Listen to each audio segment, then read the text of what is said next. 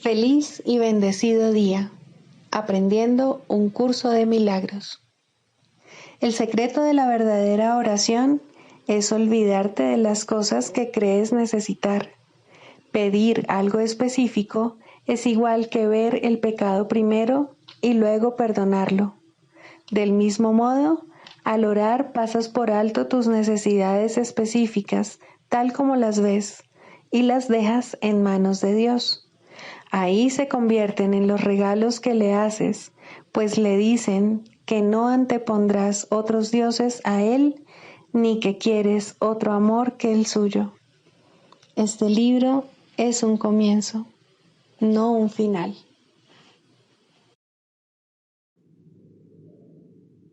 Del prefacio, que postula, párrafo 10. Lo opuesto a ver con los ojos del cuerpo es la visión de Cristo, la cual refleja fortaleza en vez de debilidad, unidad en vez de separación y amor en vez de miedo. Lo opuesto a oír con los oídos del cuerpo es la comunicación a través de la voz que habla en favor de Dios, el Espíritu Santo, el cual mora en cada uno de nosotros. Su voz nos parece distante y difícil de oír, porque el ego, que habla en favor del yo falso y separado, parece hablar a voz en grito. Sin embargo, es todo lo contrario. El Espíritu Santo habla con una claridad inequívoca y ejerce una atracción irresistible. Nadie puede ser sordo a sus mensajes de liberación y esperanza, a no ser que elija identificarse con el cuerpo. Ni nadie puede dejar de aceptar jubilosamente la visión de Cristo a cambio de la miserable imagen que tiene de sí mismo. Introducción. Este es un curso de milagros. Es un curso obligatorio. Solo el momento en que decides tomarlo es voluntario. Tener libre albedrío no quiere decir que tú mismo puedas establecer el plan de estudios. Significa únicamente que puedes elegir lo que quieres aprender en cualquier momento dado. Este curso no pretende enseñar el significado del amor, pues eso está más allá de lo que se puede enseñar. Pretende, no obstante, despejar los obstáculos que impiden experimentar la presencia del amor, el cual es tu herencia natural. Lo opuesto al amor es el miedo, pero aquello que todo lo abarca no puede tener opuestos. Este curso puede, por lo tanto, resumirse muy simplemente de la siguiente manera. Nada real puede ser amenazado. Nada irreal existe. En esto radica la paz de Dios. Capítulo 1. El significado de los milagros. Primero, principios de los milagros. Principio 35. Los milagros son expresiones de amor, pero puede que no siempre tengan efectos observables.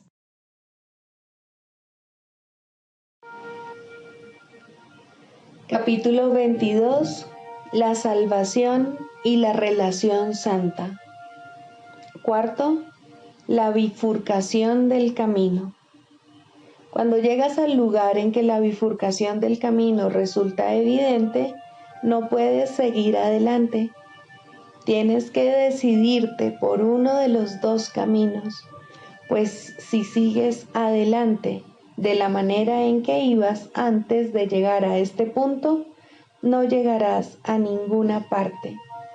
El único propósito de llegar hasta aquí fue decidir cuál de los dos caminos vas a tomar ahora. El trayecto que te condujo hasta aquí ya no importa, no tiene ninguna utilidad. Nadie que haya llegado hasta aquí puede decidir equivocadamente, pero sí puede demorarse. Y no hay momento de la jornada más frustrante y desalentador que aquel en el que te detienes ahí, donde el camino se bifurca, indeciso con respecto a qué rumbo seguir. Son solo los primeros pasos por el camino recto los que parecen difíciles, pues ya te has decidido, si bien puede que aún creas que puedes volverte atrás y elegir la otra alternativa. Pero no es así. Ninguna decisión que se haya tomado y que cuente con el respaldo del poder del cielo puede ser revocada. Tu camino ya se decidió.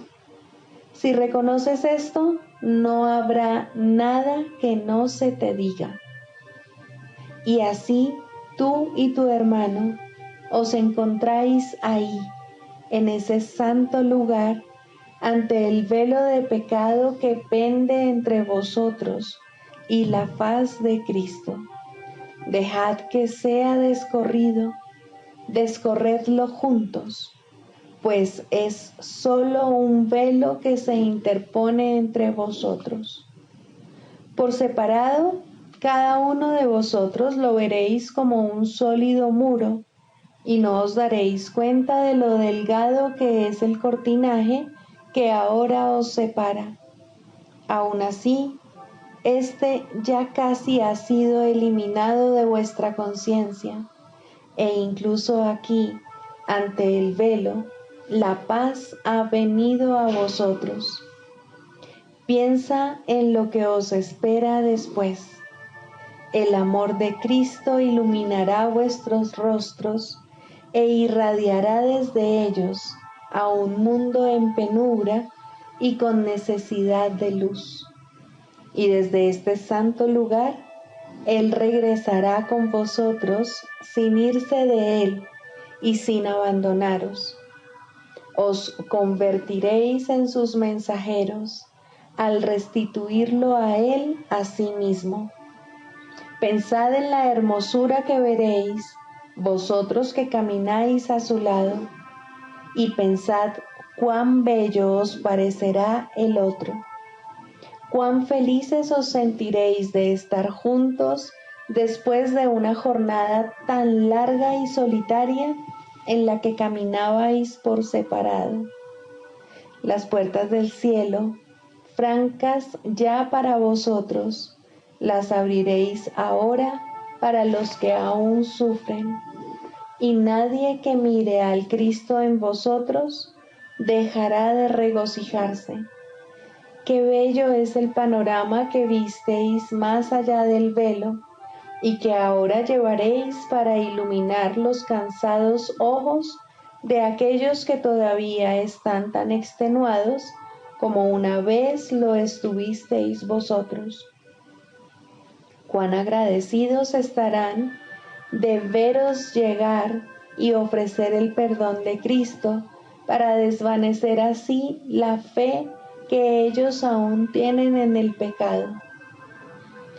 Cualquier error que cometas, el otro ya lo habrá corregido tiernamente por ti, pues para él tu hermosura es su salvación y la quiere proteger de cualquier daño, y cada uno será para el otro su firme defensor contra todo lo que parezca surgir para separaros. Y así caminaréis por el mundo conmigo, pues tengo un mensaje que aún no se ha llevado a todos, y vosotros estáis aquí para permitir que se reciba. La oferta de Dios todavía sigue en pie, pero aguarda aceptación. Si recibe de vosotros que la habéis aceptado. En vuestras manos unidas se deposita confiadamente, pues vosotros que la compartís, os habéis convertido en sus devotos guardianes y protectores. A todos aquellos que comparten el amor de Dios, se les concede la gracia de ser los dadores de lo que han recibido, y así aprenden que es suyo para siempre. Todas las barreras desaparecen ante su llegada, de la misma manera en que cada obstáculo que antes parecía bloquear su camino quedó finalmente superado. Ese velo que tú y tu hermano descorréis juntos os abre el camino a la verdad y se lo abre también a otros. Los que permiten que se les libere de las ilusiones de sus mentes son los salvadores de este mundo y caminan por él con su Redentor, llevando su mensaje de esperanza, libertad y emancipación del sufrimiento a todo aquel que necesite un milagro para salvarse. Qué fácil es ofrecer este milagro a todos. Nadie que lo haya recibido tendría dificultad alguna en darlo, pues al recibirlo aprendió que no se le daba solamente a él. Tal es la función de una relación santa, que recibáis juntos y que deis tal como recibáis.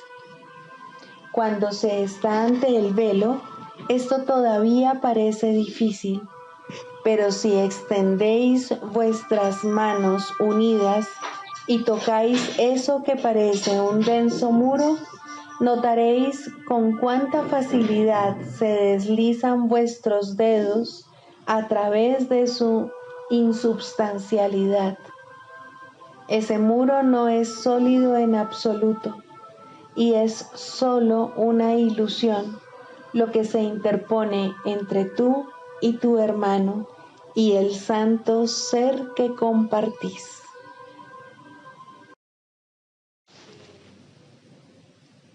Libro de ejercicios, lección 48. No hay nada que temer. La idea de hoy afirma simplemente un hecho. No es un hecho para los que creen en ilusiones, mas las ilusiones no son hechos. En realidad no hay nada que temer. Esto es algo muy fácil de reconocer, pero a los que quieren que las ilusiones sean verdad, les es muy difícil reconocerlo. Las sesiones de práctica de hoy serán muy cortas, muy simples y muy frecuentes. Repite sencillamente la idea tan a menudo como puedas. Puedes hacerlo con los ojos abiertos en cualquier momento o situación. Recomendamos enérgicamente, no obstante, que siempre que puedas, cierres los ojos durante aproximadamente 1 minuto y repitas la idea lentamente para tus adentros varias veces. Es especialmente importante también que la uses de inmediato si observas que algo perturba tu paz mental. La presencia del miedo es señal inequívoca de que estás confiando en tu propia fortaleza. La conciencia de que no hay nada que temer indica que en algún lugar de tu mente, aunque no necesariamente en el lugar que puedas reconocer, has recordado a Dios y has dejado que su fortaleza ocupe el lugar de tu debilidad. En el instante en que estés dispuesto a hacer eso, ciertamente no habrá nada que temer.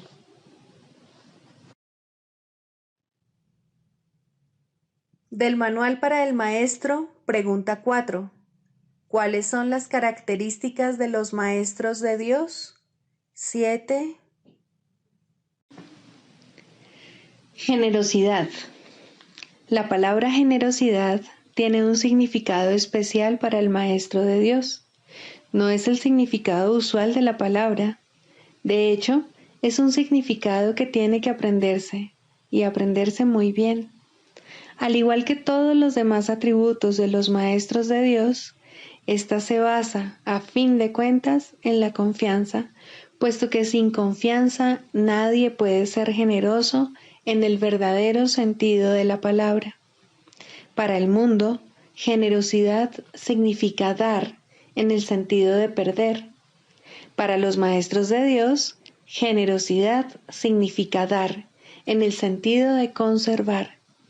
Se ha hecho hincapié en esta idea a lo largo del texto, así como en el libro de ejercicios, pero tal vez sea más extraña para el pensamiento del mundo que muchas de las otras ideas de nuestro programa de estudios. Lo que la hace más extraña es el hecho de que es obviamente lo opuesto a la manera de pensar del mundo. De la manera más clara posible y en el más simple de los niveles, la palabra significa exactamente lo opuesto para los maestros de Dios que para el mundo. El maestro de Dios es generoso en interés propio, pero no nos referimos aquí al interés propio del ser del que el mundo habla. El maestro de Dios no quiere nada que él no pueda dar, pues se da cuenta de que, por definición, ello no tendría ningún valor para él. ¿Para qué lo iba a querer? Solo podría perder por su causa, no podría ganar nada. Por lo tanto, no busca nada que sea solo para él, ya que eso sería la garantía de que lo perdería. No quiere sufrir, porque entonces iba a querer buscarse dolor, pero sí quiere conservar todas las cosas que son de Dios y que, por ende, son para su Hijo. Esas son las cosas que le pertenecen. Esas sí que las puede dar con verdadera generosidad, conservándolas de este modo para sí mismo eternamente.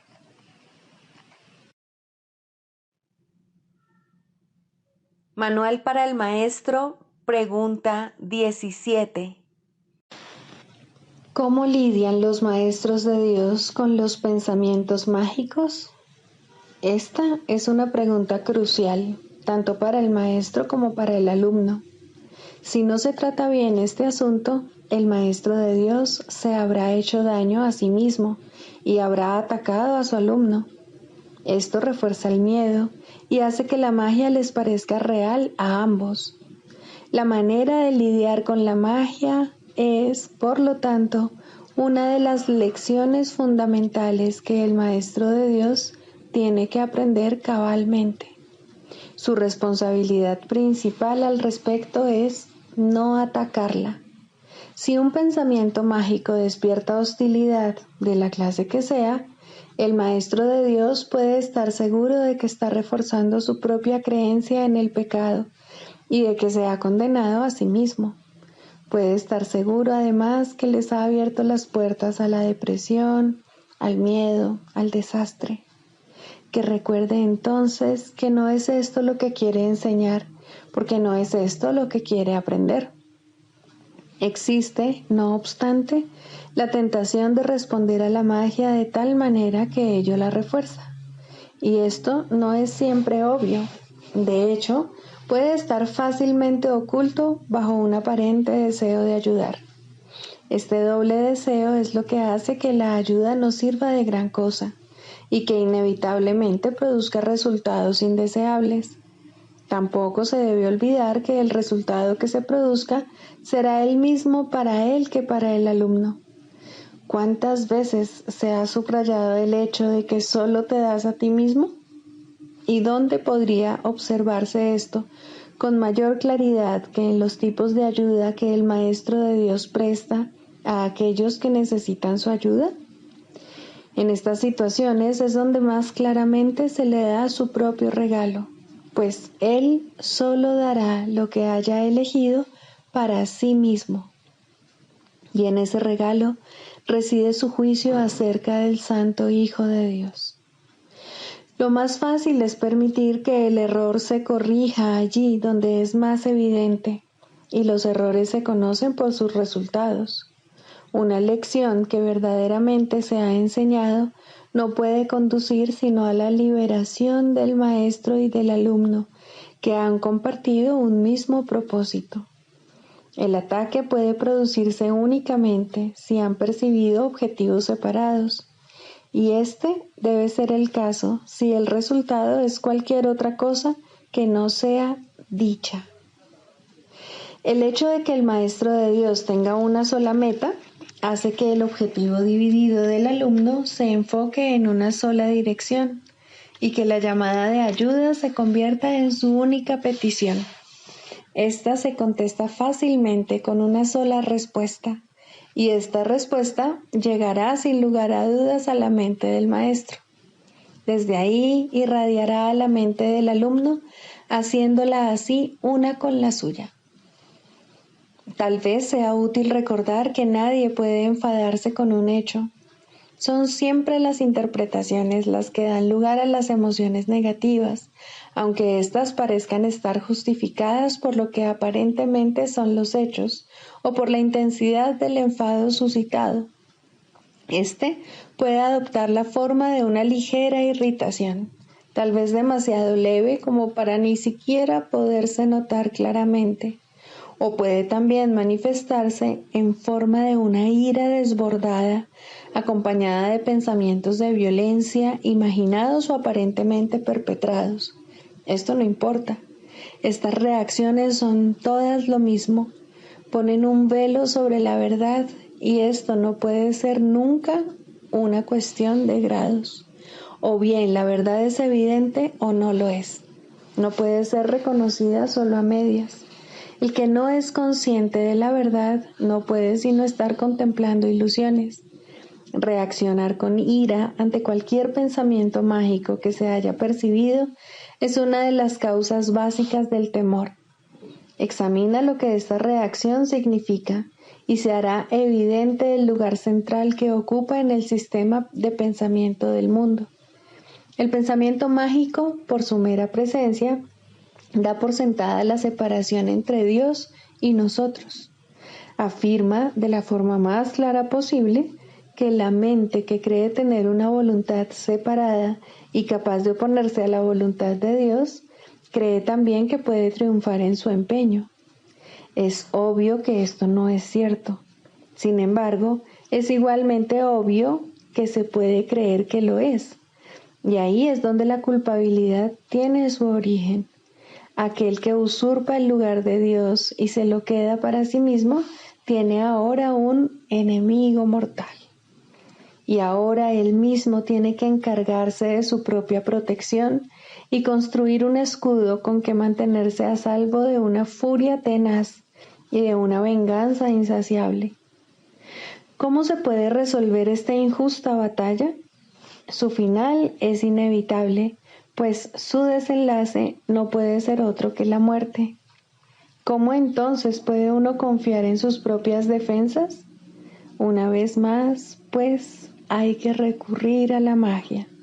Olvídate de la batalla, acéptala como un hecho y luego olvídate de ella. No recuerdes las ínfimas probabilidades que tienes de ganar. No recuerdes la magnitud del enemigo, ni pienses cuán débil eres en comparación con él. Acepta tu estado de separación, pero no recuerdes cómo se originó. Cree que has ganado la batalla, pero no conserves el más mínimo recuerdo de quién es realmente tu formidable contrincante. Al proyectar tu olvido sobre él, te parecerá que él se ha olvidado también. Mas, ¿cuál va a ser ahora tu reacción ante todos los pensamientos mágicos? No pueden sino volver a despertar tu culpabilidad durmiente que has ocultado pero no has abandonado. Cada uno le dice claramente a tu mente atemorizada: has usurpado el lugar de Dios, no creas que Él lo ha olvidado. Aquí es donde más vívidamente se ve reflejado el temor a Dios, pues en ese pensamiento la culpabilidad ha elevado la locura al trono del mismo Dios. Y ahora ya no queda ninguna esperanza, excepto la de matar. En eso estriba ahora la salvación. Un padre iracundo persigue a su hijo culpable. Mata o te matarán, pues estas son las únicas alternativas que tienes. Más allá de ellas, no hay ninguna otra, pues lo que pasó es irreversible. La mancha de sangre no se puede quitar, y todo el que lleva esta mancha sobre sí está condenado a morir. A esta situación sin esperanzas, Dios envía a sus maestros, quienes traen consigo la luz de la esperanza directamente desde Él. Hay una manera de escapar que se puede aprender y enseñar, pero requiere paciencia y una gran dosis de buena voluntad. Una vez que esto se ha alcanzado, la obvia simplicidad de la lección resalta como una luz blanca y brillante, contrapuesta a un horizonte negro, pues eso es lo que es. Dado que la ira procede de una interpretación y no de un hecho, nunca está justificada. Una vez que esto se entiende, aunque solo sea en parte, el camino queda despejado. Ahora es posible dar el siguiente paso. Por fin se puede hacer otra interpretación. Los pensamientos mágicos no tienen que conducir necesariamente a la condenación, pues no tienen realmente el poder de suscitar la culpabilidad, de modo que pueden pasarse por alto y olvidarse en el verdadero sentido de la palabra. La locura tan solo aparenta ser algo terrible. En realidad no puede hacer nada, pues no tiene ningún poder. Al igual que la magia, que se convierte en su sirviente, ni ataca ni protege. Verla y reconocer su sistema de pensamiento es ver lo que no es nada. ¿Puede acaso lo que no es nada suscitar ira? Difícilmente. Recuerda, Maestro de Dios, que la ira reconoce una realidad que no existe. No obstante, es un testigo fidedigno de que tú crees en ella como si se tratase de un hecho. Ahora no podrás escapar hasta que te des cuenta de que has estado reaccionando a tus propias interpretaciones, las cuales habías proyectado sobre el mundo externo. Permite que se te despoje de esa siniestra espada. La muerte no existe, la espada tampoco. El temor a Dios carece de causa. Su amor, en cambio, es la causa de todo lo que está más allá de todo temor, y es, por lo tanto, por siempre real y eternamente verdad. Manual para el maestro. Clarificación de términos. 6. El Espíritu Santo. Jesús es la manifestación del Espíritu Santo, a quien Él invocó para que descendiese sobre la tierra después de su ascensión al cielo, es decir, después de haberse identificado completamente con el Cristo, el Hijo de Dios tal como Él lo creó.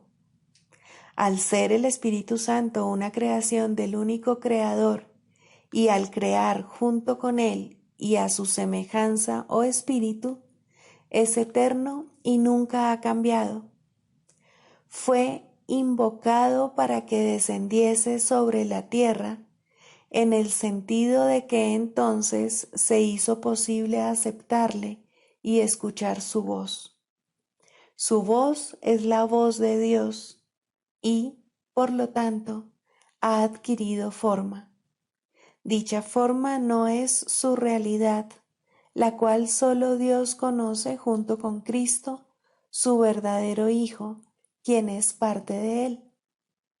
Al Espíritu Santo se le describe a lo largo del curso como aquel que nos ofrece la respuesta a la separación y nos trae el plan de la expiación, al asignarnos el papel especial que nos corresponde desempeñar en dicho plan y mostrarnos exactamente en qué consiste. Él ha designado a Jesús como el líder para llevar a cabo su plan, ya que Jesús fue el primero en desempeñar perfectamente su papel. Se le ha dado pleno poder en el cielo y en la tierra, y lo compartirá contigo cuando tú hayas desempeñado el tuyo. El principio de la expiación le fue dado al Espíritu Santo mucho antes de que Jesús lo pusiese en marcha. Al Espíritu Santo se le describe como el último vínculo de comunicación que queda entre Dios y sus hijos separados. A fin de llevar a cabo esta función especial, Él ha asumido una doble función. Goza de conocimiento porque es parte de Dios, percibe porque fue enviado para salvar a la humanidad. Él es el gran principio corrector, el portador de la verdadera percepción, el poder intrínseco de la visión de Cristo. Él es la luz en la que se percibe el mundo perdonado, en el que solamente puede verse la faz de Cristo. Él nunca se olvida del Creador ni de su creación. Él nunca se olvida del Hijo de Dios. Él nunca se olvida de ti. Te brinda el amor de tu Padre en un eterno resplandor que nunca será extinguido, porque Dios mismo lo depositó ahí. El Espíritu Santo mora en la parte de tu mente, que es parte de la mente de Cristo. Él representa a tu ser y a tu Creador, quienes son uno. Habla por Dios y también por ti, ya que está unido a ambos. Por consiguiente, Él es la prueba de que ambos son uno solo. El Espíritu Santo parece ser una voz, pues de esa forma es como te comunica la palabra de Dios. Parece ser un guía por tierras lejanas, pues esa es la clase de ayuda que necesitas. Y también parece ser cualquier cosa que satisfaga las necesidades que creas tener. Pero Él no se engaña cuando te percibes a ti mismo atrapado por necesidades que no tienes. De ellas es de las que quiere liberarte. De ellas es de las que quiere ponerte a salvo. Tú eres su manifestación en este mundo. Tu hermano te invoca para que seas su voz junto con él. Por sí solo no puede ser el ayudante del Hijo de Dios, pues por sí solo no tiene ninguna función. Pero unido a ti es el resplandeciente Salvador del mundo, cuyo papel en la redención de éste tú has completado. Él te da las gracias a ti y a tu hermano, pues te elevaste con él cuando él empezó a salvar al mundo, y estarás con él cuando el tiempo haya cesado y ya no quede ni rastro de los sueños de rencor en los que bailabas al compás de la exangüe música de la muerte, pues en su lugar se oirá el himno a Dios por unos momentos más. Y luego ya no se oirá más la voz, ya que no volverá a adoptar ninguna forma, sino que retornará a la eterna amorfía de Dios. El proceso de la psicoterapia. Séptimo, la relación paciente-terapeuta ideal. ¿Quién es entonces el terapeuta y quién el paciente? Al final, todo el mundo desempeña ambos papeles. Aquel que necesita curación debe curar. Médico, cúrate a ti mismo. ¿Quién más, sino tú, necesita curarse? ¿Quién más, si no, necesita curación? Cada paciente que acude a un terapeuta le ofrece a éste la oportunidad de curarse a sí mismo. Por lo tanto, es su terapeuta, y cada terapeuta debe aprender a curarse con cada paciente que acude a él. De esta manera, el terapeuta se convierte en el paciente. Dios no sabe nada de separación. Lo único que sabe es que tiene un hijo. Su conocimiento se ve reflejado en la relación paciente-terapeuta ideal. Dios acude a aquel que lo llama y éste se reconoce a sí mismo en él. Piensa detenidamente, maestro y terapeuta, por quién oras y quién es el que necesita curación. pues la terapia es oración y la curación es su mira y su resultado. ¿Qué es la oración sino la unión de mentes en una relación en la que Cristo puede entrar a formar parte? Esa es su morada, a la que la psicoterapia lo invita. ¿Qué sentido tiene la curación de un síntoma si siempre hay otro que se puede elegir? Mas una vez que Cristo ha entrado, ¿qué otra elección hay, salvo permitir que se quede? No hay necesidad de más, pues eso es todo. Ahí está la curación, la felicidad y la paz. Estos son los síntomas de la relación paciente-terapeuta ideal, que reemplazan a aquellos con los que el paciente llegó cuando vino pidiendo ayuda. El proceso que realmente tiene lugar en esa relación es uno en el que el terapeuta le dice de todo corazón a su paciente que todos sus pecados han sido perdonados junto con los propios. ¿Qué diferencia hay entre la curación y el perdón? Solo Cristo perdona, pues conoce su falta total de pecado. Su visión sana la percepción y la enfermedad desaparece, pues una vez que su causa ha sido eliminada, no vuelve a presentarse más. Para que esto tenga lugar, no obstante, se necesita la ayuda de un terapeuta muy avanzado, capaz de unirse al paciente en una relación santa, en la que todo sentido de separación finalmente se supere. Para ello se requiere una cosa y solo una: que el terapeuta no se confunda a sí mismo con Dios en modo alguno. Todo sanador no sanado cae en esta confusión fundamental de una u otra forma al considerarse como su propio creador en lugar de creado por Dios. Rara vez, si acaso, es esta una confusión de la que es consciente, o el sanador no sanado se convertiría instantáneamente en un maestro de Dios y consagraría su vida a la verdadera curación. Antes de llegar a este punto, pensó que estaba a cargo del proceso terapéutico y que, por lo tanto, era responsable de sus resultados. Los errores del paciente se convirtieron así en sus fracasos, y la culpabilidad se convirtió en la cubierta, obscura y fuerte, de lo que debía ser la santidad de Cristo. La culpabilidad es inevitable para aquellos que se valen de su propio juicio al tomar decisiones. La culpabilidad es imposible para aquellos a través de los cuales habla el Espíritu Santo. Eliminar la culpabilidad es el verdadero objetivo de la terapia y el evidente objetivo del perdón. En esto su unicidad se puede apreciar claramente, mas ¿cómo podría experimentar el final de la culpabilidad quien se siente responsable de su hermano en el papel de guía suyo?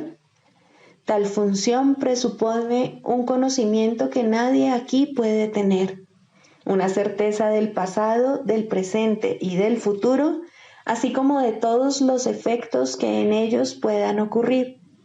Solo desde esta perspectiva omnisciente podría ser posible semejante función, mas ninguna percepción es omnisciente, ni es el diminuto yo de uno solo contra el universo capaz de asumir que posee tal sabiduría, excepto en la locura.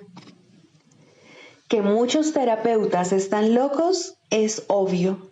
Ningún sanador no sanado puede estar completamente cuerdo. No obstante, es tan demente negarte a aceptar una función que Dios te ha encomendado como lo es inventar una que Él no te dio. El terapeuta avanzado en ningún caso puede dudar del poder que hay en él, ni tampoco de la fuente de ese poder. Comprende que todo poder en la tierra y en el cielo le pertenece por ser quien es. Y Él es quien es debido a su Creador, cuyo amor reside en Él y quien jamás puede fallar. Piensa en lo que esto significa. Los regalos de Dios son suyos para dar. Sus pacientes son los santos de Dios, quienes invocan su santidad para hacer la suya. Y según Él las concede, ellos contemplan la radiante faz de Cristo, que, a su vez, los contempla a ellos. Los dementes, al creer que son Dios, no temen ofrecer debilidad al Hijo de Dios, y por esa razón lo que ven en Él en verdad los atemoriza. El sanador no sanado no puede evitar sentir miedo de sus pacientes y sospechar de su lealtad por la traición que ve en sí mismo. Intenta curar y en ocasiones tal vez lo consiga. Su éxito será limitado y de corta duración. No ve el Cristo en aquel que acude a Él. ¿Qué respuesta puede dar aquel que parece un extraño, ajeno a la verdad y pobre en sabiduría, desprovisto del Dios que le debe ser dado? Contempla a tu Dios en Él, pues lo que ves será tu respuesta. Piensa en lo que en realidad significa la unión de dos hermanos, y luego olvídate del mundo y de todos sus míseros triunfos, así como de sus sueños de muerte. Todos son uno y lo mismo, y ahora nada puede recordarse del mundo de la culpa. La habitación se transforma en un templo y la calle en un torrente de estrellas que, rozando suavemente, se desliza más allá de todos los sueños enfermizos. La curación se ha dado, pues lo que es perfecto no necesita curación. ¿Y que puede necesitar perdón allí donde no hay pecado? Siéntete agradecido, terapeuta, que puedes contemplar cosas como estas solo con entender tu verdadero papel. Si no lo haces, habrás negado que Dios te creó y por ende no sabrás que eres su hijo. ¿Quién es tu hermano ahora?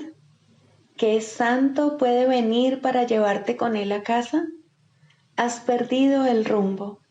¿Cómo puedes ahora esperar ver en él una respuesta que te has negado a dar? Cura y cúrate. No hay otra alternativa que pueda jamás conducir a la paz. Deja entrar a tu paciente, pues viene a ti de parte de Dios. ¿No es acaso su santidad suficiente para despertar en ti tu memoria de Él? El canto de la oración. Primero, la causa de la enfermedad. No confundas el efecto con la causa, ni pienses que la enfermedad se encuentra aparte y separada de lo que no puede sino ser su causa. La enfermedad es una señal, una sombra de un pensamiento malvado que parece ser real y justo, de acuerdo con las normas de este mundo.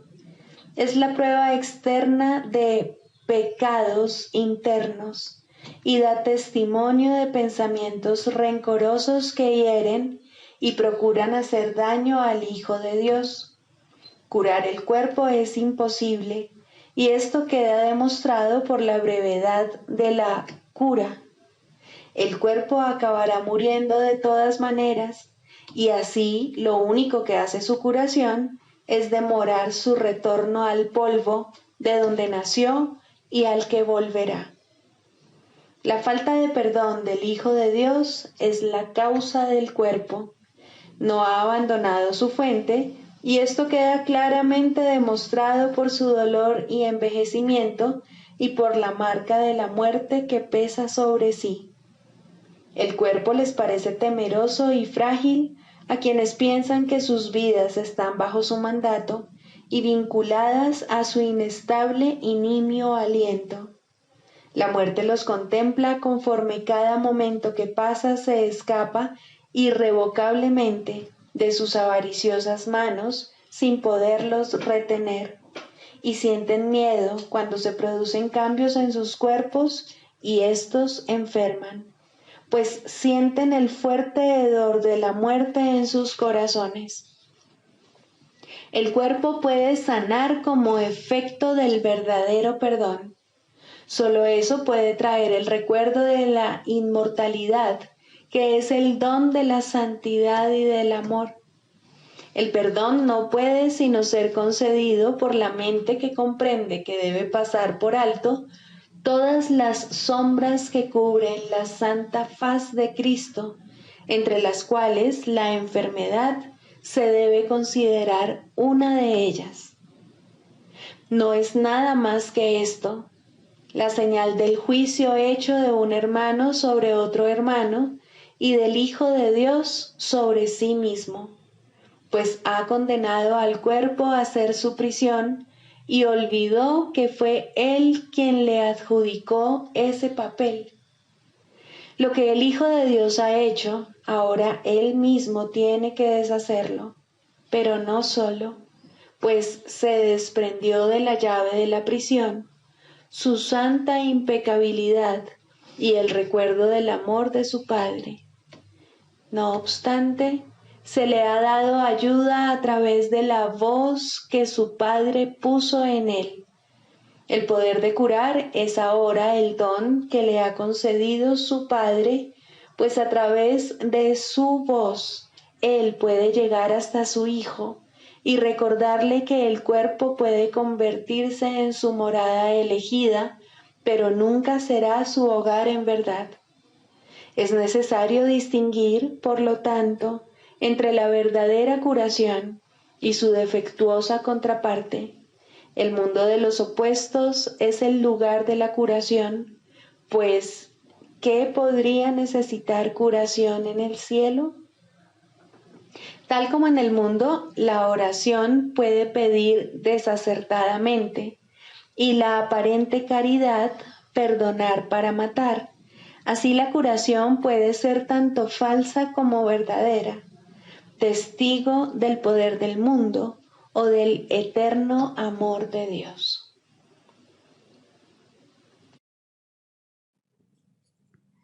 Sigamos a Jesús haciendo del perdón algo tan natural como respirar y algo tan vital como el aire. Amén.